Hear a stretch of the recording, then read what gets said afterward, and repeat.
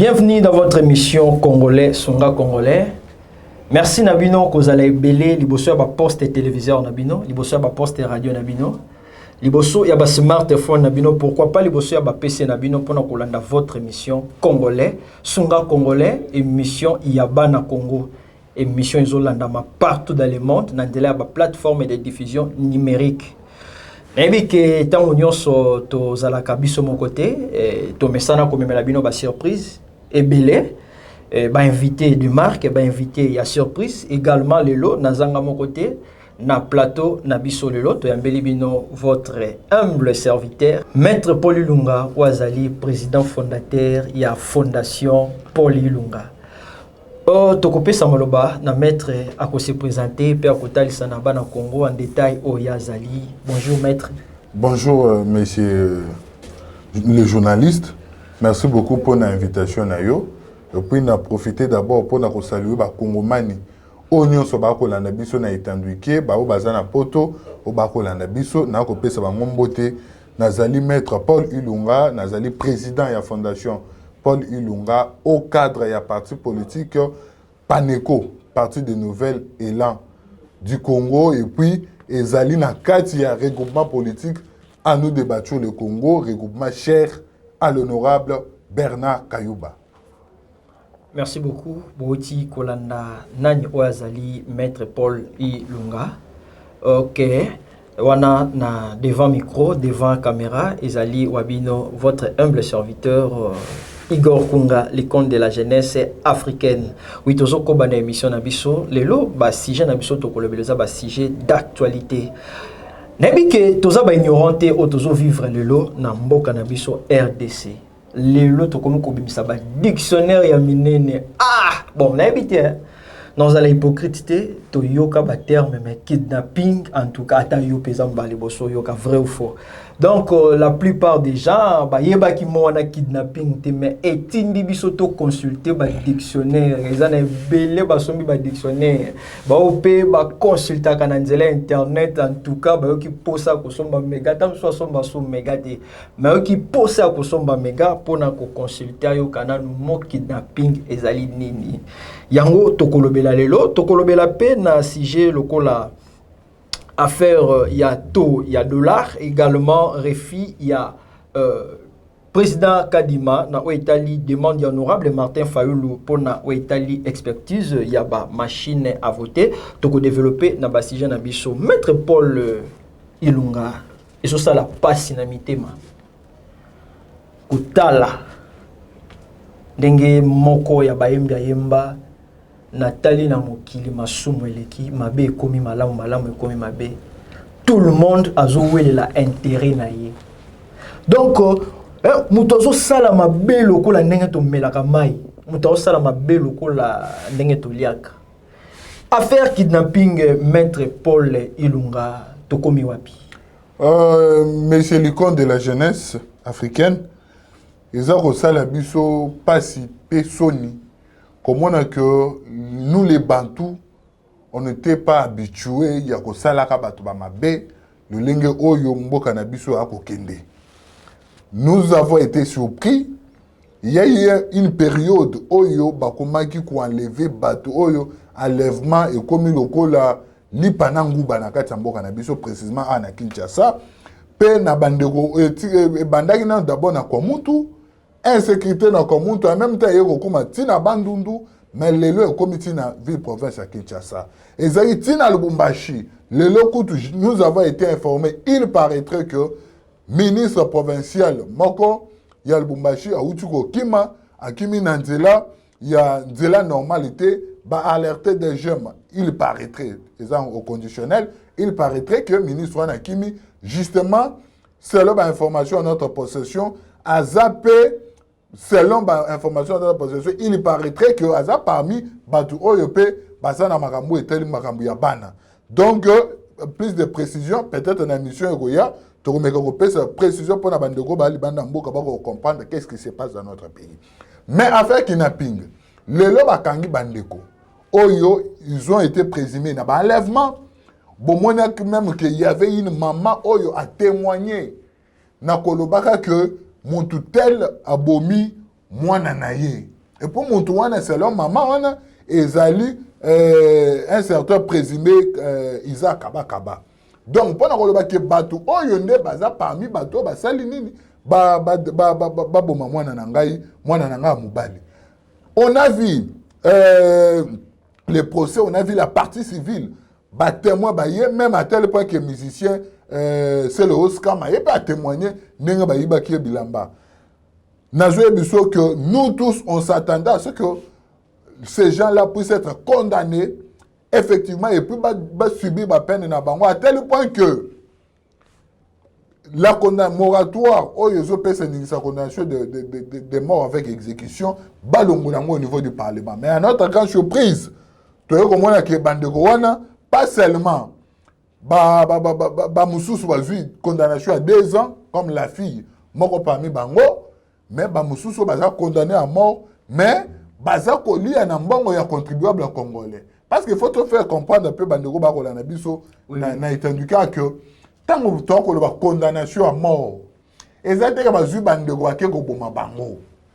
Liboso ezalaki bongo jusqu'à 2003 oyo baye ko sala moratoire été to bana sou ko boma te, c'est-à-dire condamnation de mort sous avec exécution te ndenge ezalaki avant 2003.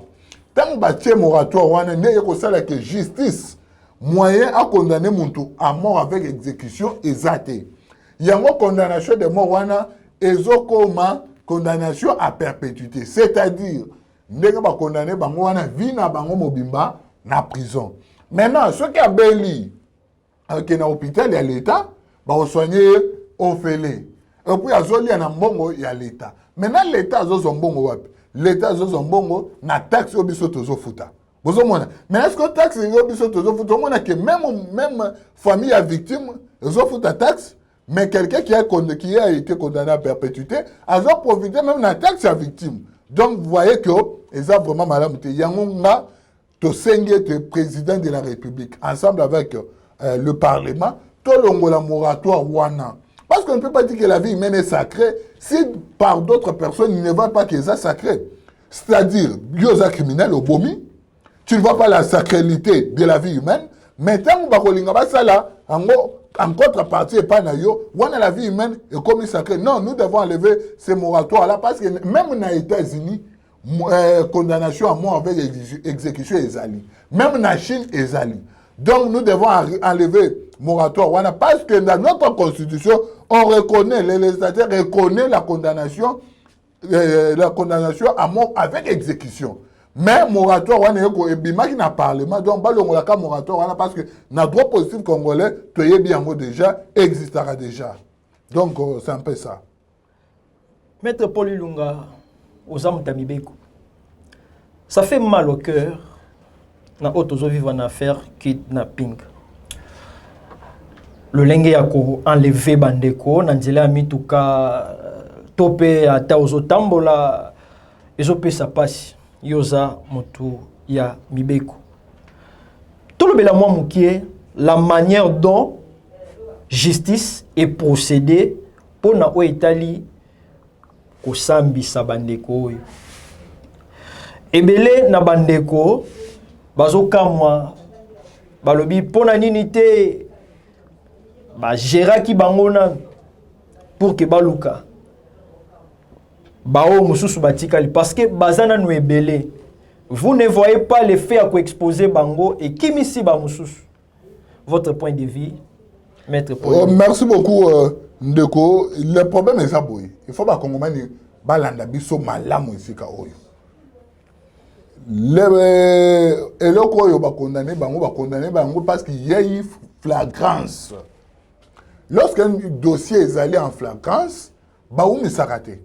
Ce qu'on t'a dit bien, balabakena dossier wana mbangu. Ce n'est pas parce qu'on a eu peur que banani mususu ba kombo mususu anakati. Non, c'est parce qu'il y a eu flagrance. Dossier lorsqu'il est en flagrance, c'est-à-dire qu'il doit avoir une sérénité dans le dossier. C'est-à-dire que tu as dit le lobby va rendre jugement. Donc, ils ont la chaud. Vous avez donc, la place où on a même mettre nuance place où parce que, bah, comment on va arriver à comprendre comment va tu Big Boy, alobi que il faut aller la vérité mais bakati non surtout il y a ça maître Paul surtout bolimbisi osana maloba surtout na point wana parce que jusque là na point de vue nanga je trouve que na nous tomoni clarté na affaire kidnapping bien sûr on a arrêté alors ba congolais parce que toza na émission congolais sunga congolais c'est une émission autolobaka ba vérité tina ya congolais sunga congolais kaka ndenge toza koyoka yango eye pona kosunga ba congolais ba mona clair là où makambo eza ko marcher ndeti congolais sunga congolais eye pona éclaircir là où difficulté ezali congolais sunga congolais eye po esunga et si ka bozui ezali congolais sunga congolais eye kotalisa lolenge nini pe na bozino ko sunga ba mosusu là où pe kozanga ezali congolais sunga congolais eye pona pe komemela bango lisungi maître Paul ba exposer bango bien sûr tozoyoka ba condamner bango bien sûr mais pourquoi pas parce que tu es justice ezana eloko mususu ya mukie koko kende pe ba un mois une année to monaka ba procès mususu ya simple o biso peut-être le quoi tozana domaine ya droite tozomona ngo simple mais que ba une année 2 ans to ka ba dossier mususu ya ba parcelle et ben ta ba 10 ans ba tu ba sambaraka et pourquoi dossier ba kena ngo mbangu pas condamné et là où bo solo lingi ko bima baza ko étouffer. Et vous, comme étant moko nakati ya mibeko, moko ya bato yo batangi mibeko, votre point de vue? Ndeko, il y a quoi bezali que n'engue na banda ko expliquer il y a une sérénité, c'est-à-dire ils ont qu'à flagrance. Big boys, moko ya ba criminel parce que ba condamné bango même si baza présumé innocent jusqu'à ce que jugement est définitif, c'est-à-dire ce ba ça l'appel c'est que baza na présumé innocent. Mais à l'objet que à la vérité. Ce n'est pas que vérité faut loba. Il y a ce qu'on appelle quand même secret d'État, c'est-à-dire certains secrets oyo bakoko loba na étenduqué. Donc bon on a dit que ba procès wana et landama qui partout. Ezalaki en ligne, ezalaki partout, il y a quatre ya landama. Donc pendant que loba que procès wana ezalaki et landama qui partout même libanda mboka. Donc il ne pouvait pas ou bien le ministère public, ou bien le juge président qui était là, ne pouvait pas autoriser à ce que, la vérité, il y a mettre l'État dans la difficulté de découvrir et Bimati. Donc, c'est un peu ça. C'est pour cela, vous avez même vu, lorsque Big Boys a voulu dire la vérité, a voulu parler, le ministère public s'est levé pour demander au juge président de ne pas permettre à ce que citer même des noms. Parce qu'il y a eu un avocat, il y a République, qui a sollicité à ce que citer au moins des noms, mais il a dit que non, vous ne pouvez pas, il ne peut pas accepter ce que citer des noms en public. Et ça pour protéger Bango. Donc, la justice, notre appareil judiciaire, mais il ne peut pas sortir Maramounioso. Na étenduqué pour que Batouana bakima. Donc c'est pour cela que protéger les bango. Non, il ne faut pas citer. S'il faut citer même en coulisses. Donc c'est un peu ça. Il y a ce qu'on appelle quand même moi protection ou justice il faut ça pour que balande la makambo. Bon mona que la makambo il y a eu des bureaux qui a été cité. Donc balobi babureau de mais on ne peut pas attaquer directement les bureaux de parce que ce sont les bureaux de qui a aidé la justice il y a qu'on découvrir ba criminel wana. Donc c'est un peu ça. Donc congolais donc bon ça là vraiment nani que ba protéger bango non, la justice a fait ce qu'il peut faire. Le dossier ezalaki en flagrance, il a fallu que en a sérénité nango bande bazali condamné mais eloko ngai était que congolais nazo les que il a fallu tolongola moratoire et exécution comme ça ceux qui que peine de mort avec exécution et qu'on permettre que ba tikali attention bazoti na bango bakobanga pourquoi parce que ba mona ke bandeko mususu bazui mbanu na mabe na bango o basalaki donc c'est un peu dans ce sens là sinon ils ont été condamnés à mort. Il y a la fille qui a coopéré avec la justice oyo basali qui va condamner 2 ans. Donc il y a ceux qui sont bango nyonso presque bazala qui baza civilement responsable devant la famille, il y a la partie civile, oh, il y a yaki, oh, babomaki, oh, babotola, bamituka, tout ça. Donc, justice à Sali Moussala Naïe. Mais Nazo mais quand même qu'on interpeller. Maître Paul, s'il vous plaît, justice à Sali Moussala Naïe, mais justice à Sali Moussala Naïe, mobimbate, ce qui te connaît koloba. Parce que, mais quand vous savez que vous avez na kati ya mibe koningi tozoloba Maître Paul Ilunga basali mbeba moko. Qu'est-ce qui a fait que les autres soient condamnés en peine de mort et d'autres ezalana 2 ans ndenge oti koloba? Ndeko nangai, il faut tout comprendre. Dans ma camboua justice, il y a ce qu'on appelle coopération avec la justice, c'est-à-dire ce qui est l'autre, il faut tout kangayo. Mais pour te découvrir, pour te kango, te trouver masanayo. Mais bon, ça la même crime. Mais masanayo, on a soumis biso to kangayo. À cette coopération, on a biso pour que to kangayo. À ce moment-là, quand on va rendre le jugement, quand on va rendre la décision est quand même atténuante. C'est-à-dire, vu qu'il y a soumis biso, et qu'on permettre biso que moyen aux hommes à 100% égalité. Mais le cas de la fille, on comprend que la fille n'a pas participé au crime. La fille a eu qu'à découvrir, selon l'histoire, a eu qu'à y banana Big Boy durant 4 mois de juillet. La fille a eu qu'à y banana et puis le bureau de utiliser la fille pour trouver la personne. Donc tu vois que la fille a zaté comme auteur. Et nous devons savoir que dans la Katia crime, dans la Katia infraction, il y a ce qu'on appelle les auteurs, les co-auteurs et les complices.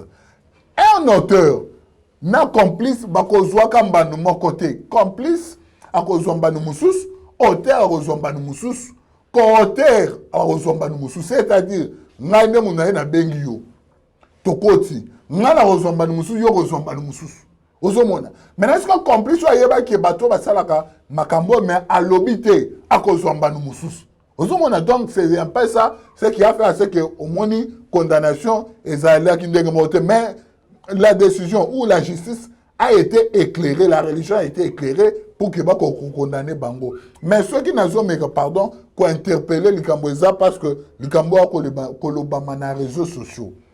Bande konangai, kozala kolata polo ya Patrick Mouyaya.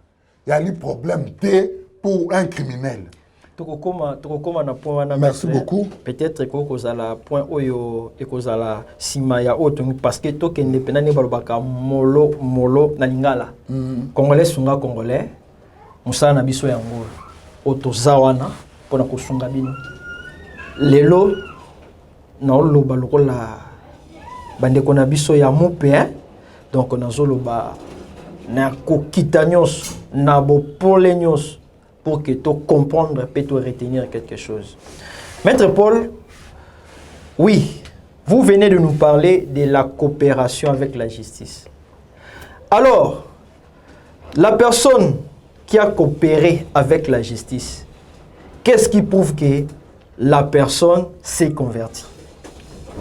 Qu'est-ce qui prouve que la personne ne va plus commettre de tels actes? Merci beaucoup, Ndeko. Le problème est aboué.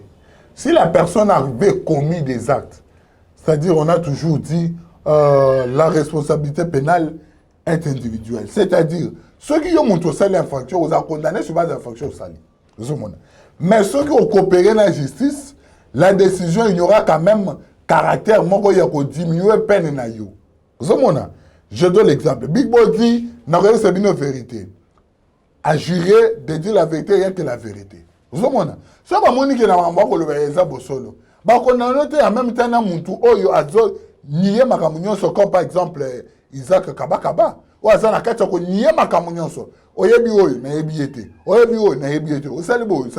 mais quand la personne assume que non, quand même la décision doit être quand même quand même il faut avouer et à la moitié pardonner. Mais n'oubliez pas, Maître Paul, la Bible nous dit aussi que oui, c'est la raison pour laquelle parce que la fille, c'est lui qui a aidé le bureau à retrouver d'abord les autres. Et puis la fille, selon les adires, la fille a complice, mais il n'est pas l'auteur.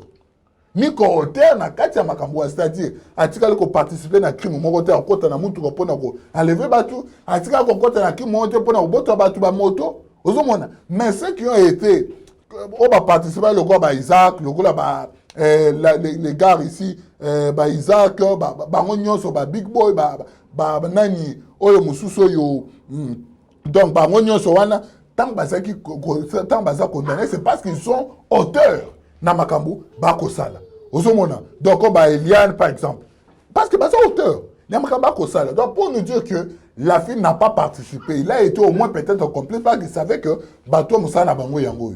Mais le bureau de utilisé qui est pour que retrouver Bandeko Moussou. Donc la justice a fait son travail quant à ça, il n'y a pas de débat. Mais baza na kata kolande la ba o Moussou batika libanda pour que bakanga bango oyoki que bouclage uta ko zala na GB. Donc pour na ke ba bouclage zaza partout ba contrôler ba mituka. Donc tout ça et ça pour que bakoka ko kanga batu oyo bakotia insécurité na kata ville province de Kinshasa. Tokaki na introduction na yo pe tomona ki na ba image bato pe ba lingaka ko bongola mo muke makambo ba meke ko bongola tomona ki présence ya notre frère artiste et chanteur artiste et musicien le monsieur en question monsieur Céléo c'est ça son nom l'ancien c'est Léo Scram l'ancien animateur là de l'orchestre Wenge hein, c'est ça Tomoni, je ne sais pas, présence Yandeko, Ototangi Kombo Ndeko Céléo, notre frère Céléo, il est notre frère. Oui. En passant, Mbotendeko Céléo. Tomoni, présence Naye. Mais Namoni, image moko, quelqu'un a commenté avec son nom, qu'il lui aussi, il est kidnappeur. Oh! Là, Natala qui n'a noté vidéo, Tina Nino yo présence ya Ndeko Céléo. Oui, to yambi maître Paul Ilunga, congolais, azana posa sungama et musu soit très na les kanisiana ya koloba que les frères en question que nous citons les noms, lui aussi également et bakangi et puis makamona. Pourquoi c'est retrouvé qui wana? Parce que là on parlait, on jugeait des kidnappeurs et présence il y a notre frère musicien Ezalaki nini na isika wana ba congolais pe ba yebina nutinate ba mekana ko comprendre ba sungama. Bande il faut pas comprendre le moko. C'est le Scram Azali congolais. Il s'est vu en 2015 ou 2014, si je ne m'abuse pas, à côté de Nandako et pas Big Boy. Big Boy à côté de Nandako, a Ibi Bilamba Nyonso. A Ibi Biloko na Nyonso, ba forme Nyonso. C'est un musicien boyebi que balataka, hein, balinga olata nini. A Ibi ba forme Nyonso. Tant que c'est le Scram à la mouille, na 6 heures à côté de Nyonso. Yakoyiba tango yoki ke bakangi batu wana amoni bango yango yaki pe constituer partie civile ezali nani partie civile c'est-à-dire quelqu'un qui a été préjudicié civilement vous comprenez c'est-à-dire bayiba bilamba bayiba ki omutuka bayiba ki omoto okoya na place wana ko se constituer partie civile. C'est-à-dire qu'on explique que nga bayiba nga mutuka et pas muntu boye. Pour que tant ba condamner bango. Boyoki ke ba condamner bango peine de mort, mais en même temps ba sengi bango civilement ba futa ba nini oyo ba $10,000 ba musu ba $20,000 ndenge ba condamner selon cas ya mutu. Donc pour dire que ba $20,000 wana ezali pona ko pesa ba partie civile oyo ba yaki na procès selon hein oyo yaki par exemple na Big Boy Tamba au foot, Big Boy a resongis. Ouais, par exemple, on a Kaba au foot, ouais, resongis. Donc, pour dire qu'il s'est constitué justement, partie civile dans le procès. Donc, Bandeko mais qu'on peut parler de ce biloko wana bayaki parce qu'il s'était senti, bayibaki ba forme, ayen abimi pour nous expliquer n'est bayibaki ba forme, ndenga expliquer ndenga pe justice a s'est éclairé que un certain jour bayibaki c'est le Scram ou Azali grand musicien pe na katamboka na biso bayibaki ba forme. Donc to meka quand même ko sala moi nuance wana e ko za mala minga ye lokola ba tunyoso bayaki o balelaki ke non nga bayiba nga moto nga ba bimela ki nga ba sala ki nga boy nga ba sala ki nga boy.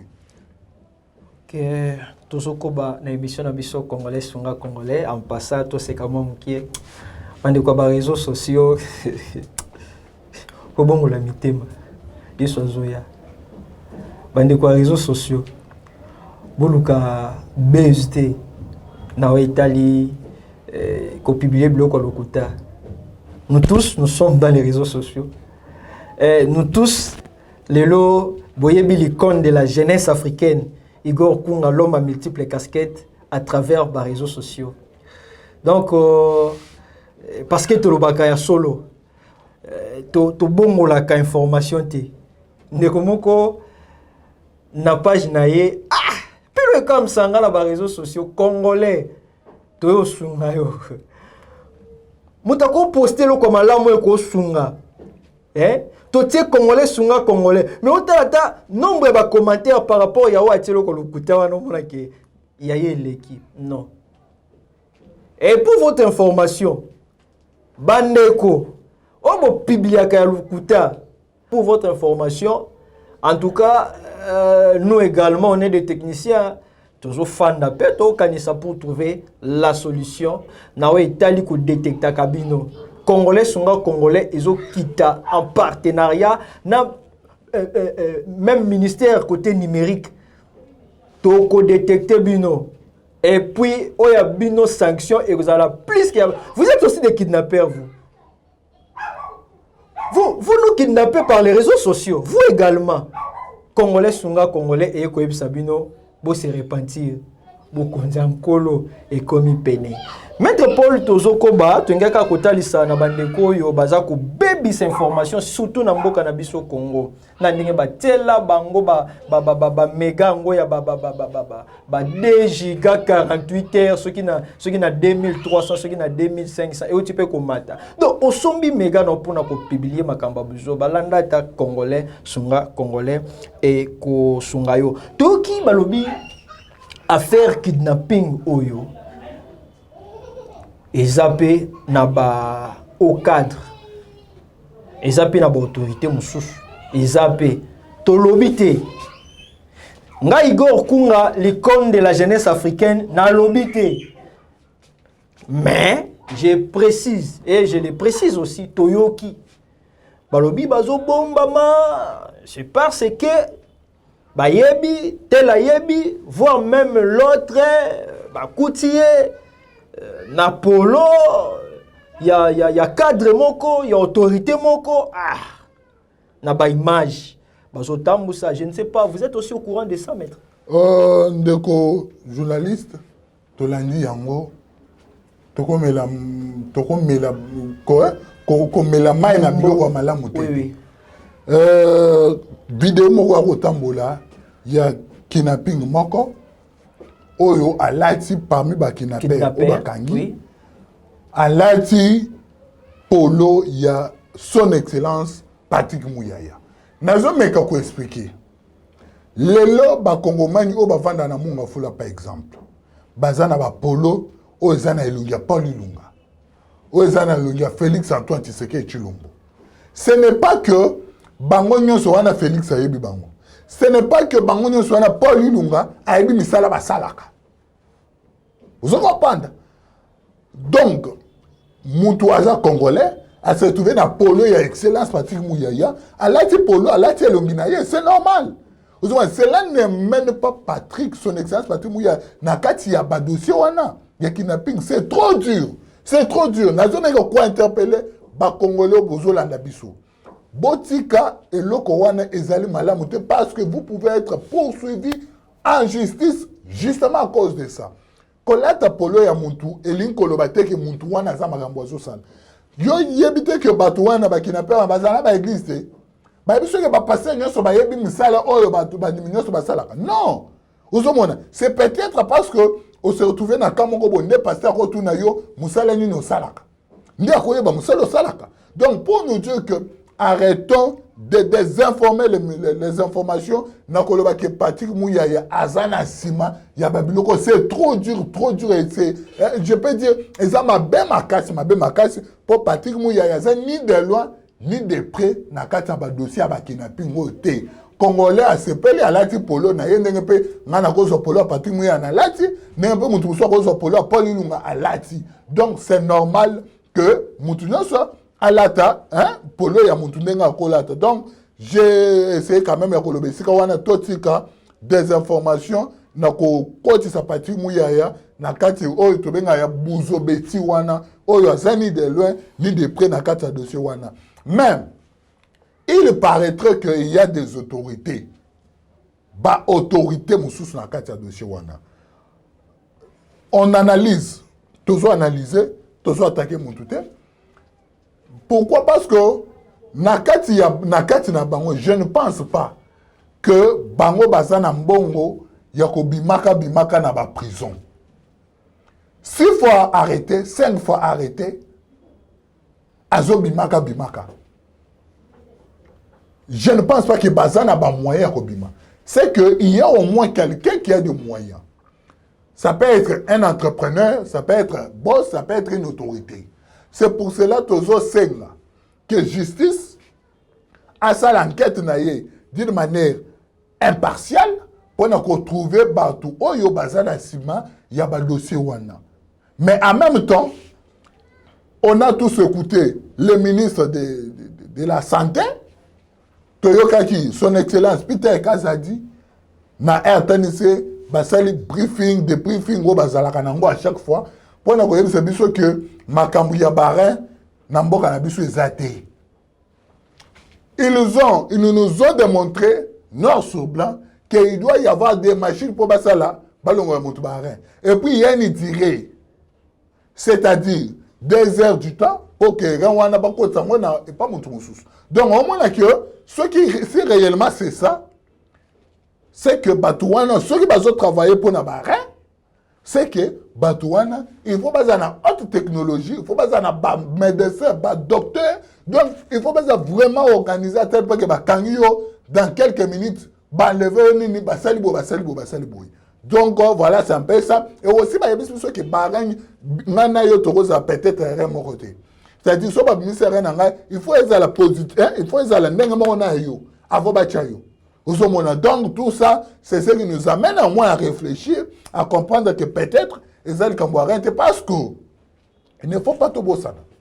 Que il y a mboka, balignete mboka na biso kota na libulu. Il y a mboka basali moyen nyonso, il y a ko sala te tolo ba makambo insécurité parce que n'oubliez pas qu'il y a un jeu de francophonie qui est là bientôt. Ozomona donc bayinyamboka balingi ba profiter na sima makambo wana pona ko kimisa ba état ba pays mususu il fallait baya baki mabalo ba insécurité za na mboka. Donc c'est pour cela vous avez vu Patrick Muyaya était en défense pona ko défendre le gouvernement. Donc c'est normal et le gouvernement nous a rassuré que makambo ya rien ezali donc ezali lukuta makambo ko teka ba rien ezali ceux qui tozana ba preuve boya nango bola kisango na gouvernement et puis selon analyse du gouvernement on a compris que ezalité parce que il faut tout compte peu tout comprendre que ba inyamboka bana posa ya jeu de francophonie bana posa ma ponamité yango ne ozomona ba komuntu ozomona tie komali tina maluku omona bandundu donc pona ko loba ke ba inyamboka bazana posa élection te bana posa jeu francophonie te bana posa que mboka na biso ke liboso te donc il ne faut pas qu'on puisse jouer le jeu, il y a pas ennemi du peuple. Donc, ne jouons pas le jeu Nabango. Donc, il faut quand même tout comprendre le Kouana. Mais en même temps, j'interpelle les Congolais. Il y a que cette fois-ci, il faut être vigilant. Hein? Au continent Mutuka, talana nango zana pembe. Muntu lala na kata Mutuka te a conseil na pesa bino. To continent Mutuka, to lala te to za la ka. Soko moni ke bino so komo lala, suspect obuje muninga. Ou bobouge moninga bosel makelele puis tokoya ba congolais auto la police est plus proche koya kokanga bango. Donc il faut tous ala na unité na minute. Il faut tous ala na unité na kosala que sok bomoni ke na kata mutuka eza suspect ou bosali dérangement pour que la police akokanga bino. Donc totika kola na kata mituka. Totika kola na kata mituka na c'est que tous ala na unité. Et puis ba comment utiliser stratégie mususu. Stratégie ya bana na biso. Minge Salama na Munga Fula, je vous informe, Les gens de Moussous, vous perdre 5 enfants. Bakenda na classe. À perdre bango na makambo ya baki na pingoyo. Donc, to protéger bana na biso tabake de ba classe. Tant que rezo bango ndenge monsieur go asalaka. Akei azu mwana na ye, azongi na nanda. Donc, to que rezo bana na biso, to se protéger biso nyonso. Donc, voilà, c'est un peu ça ce que j'avais à dire sur ce dossier. Ok, merci beaucoup. To komi kokoma presque na suka ya émission na biso. Pour na bozongi mukesima toti kolanda conseil ya maître Paul Ilunga molobeli ya bana Congo pour na Italie affaire kidnapping tolandi ba conseil vraiment pour gagner le temps peut-être kutibiso na moi Italie retard na émission na biso. C'est une émission où vous nous suivez. Je ne sais pas si vous nous suivez par TNT, je ne sais pas si vous nous suivez Nanzela, il y a smartphone et Nanzela YouTube. Pour ceux qui nous suivent, Nanzela, il y a TNT, Topé Nanzela, il y a Mediasat ou Bluesat. Allez sur notre chaîne YouTube Main dédiée TV. Allez aussi sur EGG Pro TV. Vous allez télécharger l'émission pour la suivre plutôt du début à la fin, pour la suivre en son intégralité.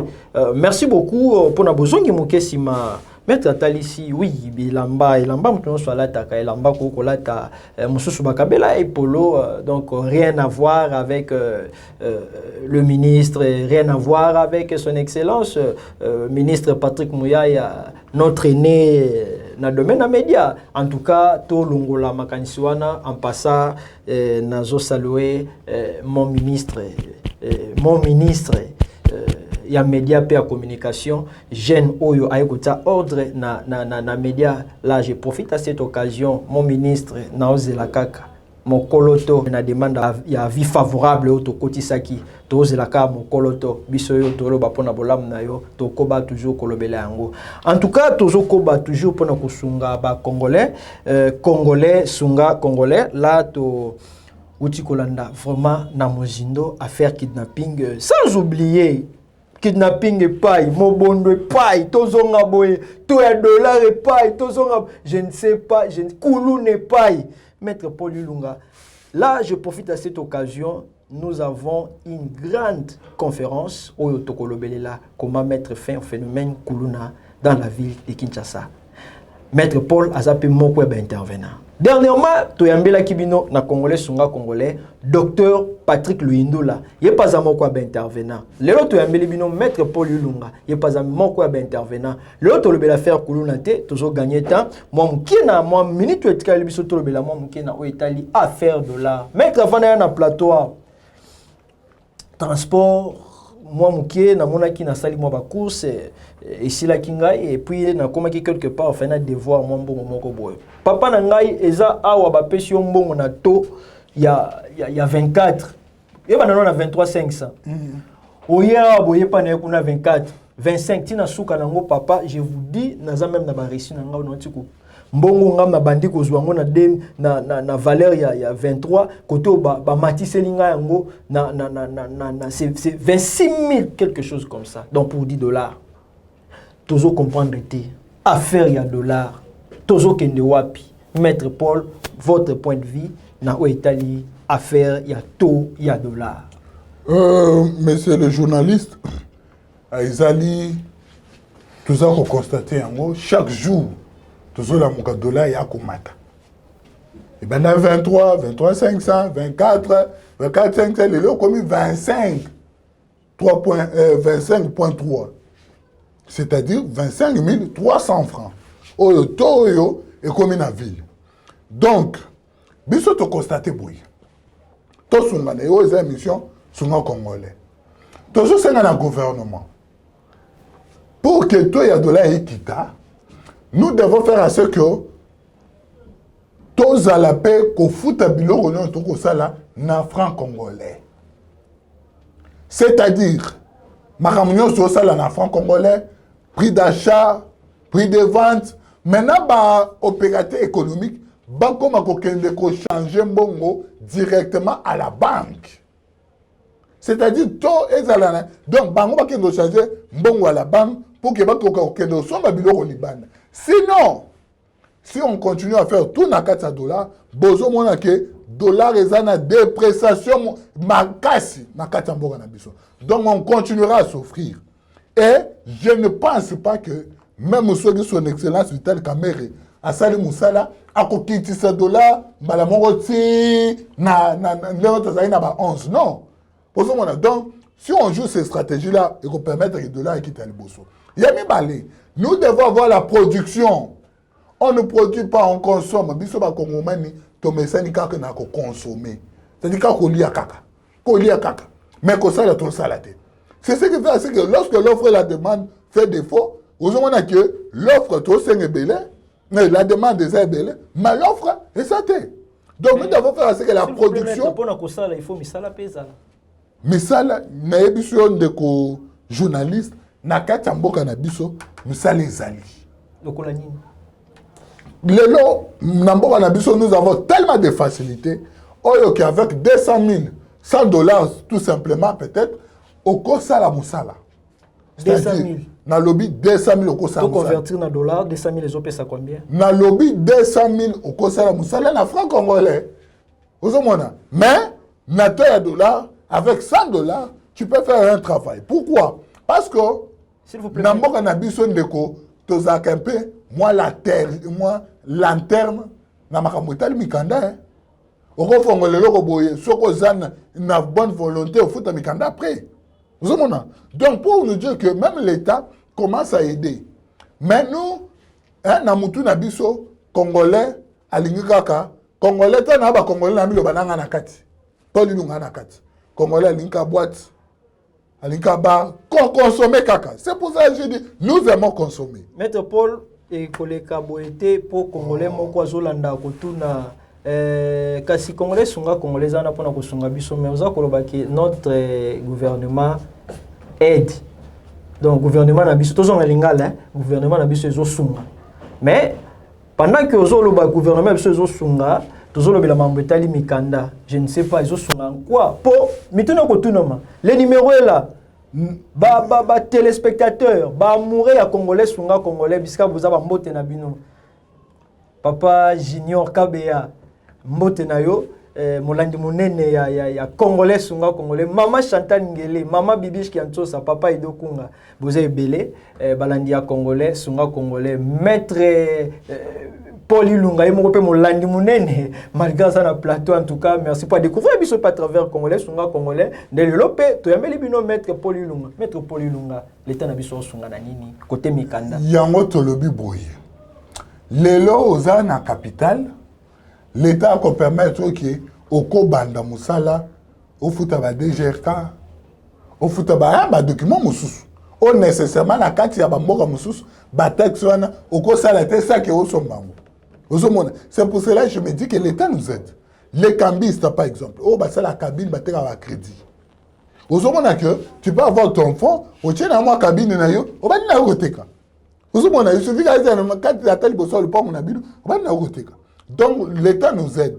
Bato ba libanda mboka bazo comprendre pourquoi nous disons ça. Baza libanda mboka bazo futa ba taxe même ya ba mituka na bango etambola. Donc c'est un peu dans ce contexte là que na lobeli